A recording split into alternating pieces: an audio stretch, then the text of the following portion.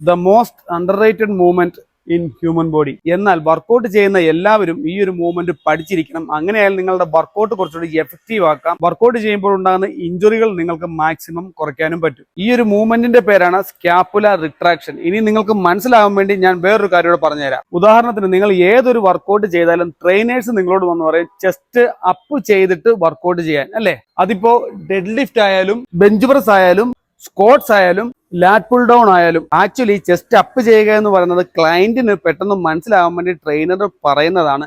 ഈ മൂവ്മെന്റിന്റെ ശരിക്കുള്ള പേരെന്ന് പറയുന്നത് സ്കാപ്പുലർ റിട്രാക്ഷൻ എന്നാണ്. ഇനി ഈ മൂവ്മെന്റ് എങ്ങനെയാണ് ചെയ്യേണ്ടതെന്ന് നമുക്ക് നോക്കാം. നമ്മുടെ അപ്പർ ബാക്കിന്റെ സെന്റർ പോർഷനിലായിട്ട് രണ്ട് ബ്ലേഡ് പോലെ ഇരിക്കുന്ന രണ്ട് ബോൺസ് ഉണ്ട്. അതിന്റെ പേരാണ് സ്കാപ്പുല ബോൺ. ഈ രണ്ട് ബോൺസ് പരസ്പരം അടുപ്പിച്ച് കൊണ്ടുവരുന്നതിനെയാണ് സ്കാപ്പുലർ റിട്രാക്ഷൻ എന്ന് പറയുന്നത്. അതിന് നിങ്ങൾ ചെസ്റ്റ് അപ്പ് ചെയ്ത് പിടിക്കുന്നതിനോടൊപ്പം തന്നെ നിങ്ങളുടെ ഷോൾഡർ ജോയിന്റ് ബാക്കിലോട്ട് കോൺട്രാക്ട് ചെയ്ത് പിടിക്കേണ്ടതാണ്. ഇനി നിങ്ങൾ ഏത് വർക്കൗട്ട് ചെയ്താലും സ്കാപ്പുലർ റിട്രാക്ഷനോട് ചെയ്തതിനു ശേഷം നിങ്ങൾ വർക്കൗട്ട് ചെയ്ത് നോക്കുക, വ്യത്യാസം കണ്ടറിയാം. വീഡിയോ ഇഷ്ടപ്പെട്ടാൽ അക്കൗണ്ട് ഫോളോ ചെയ്യുന്ന കാര്യം മറക്കരുത്.